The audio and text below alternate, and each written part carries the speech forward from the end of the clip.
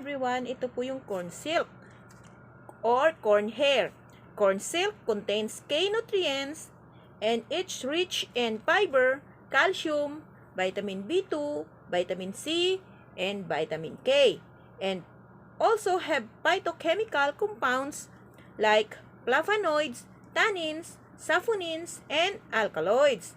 Ang mga benefits po na makukuha natin sa pag-inom ng corn hair tea ay katulad po ng anti-inflammatory drugs.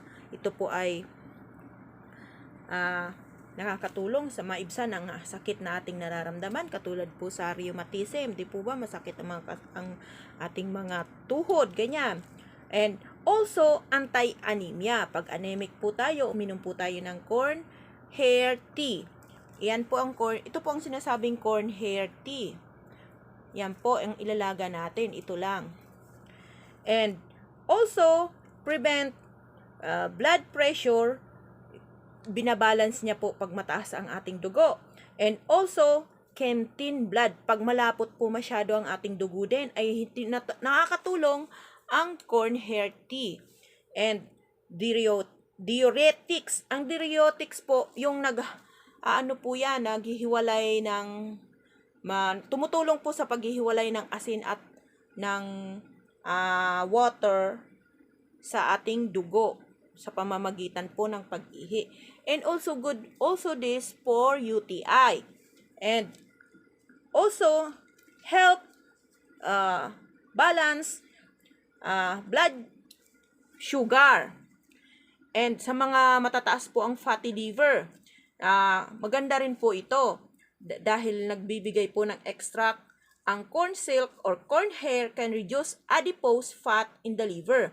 Antioxidant compound in the corn silk powder extract are thought to be a trigger for increased LPL enzyme activity by reducing lipid peroxidation. Ayan po.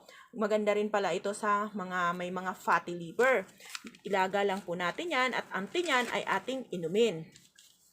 Yun naman pong laman niya, ito, ayan po, yung pinakambunga na pa naman po niya ay contains lutein, carotenoids similar to vitamin A. Ito po, that more commonly found in fruits and vegetables.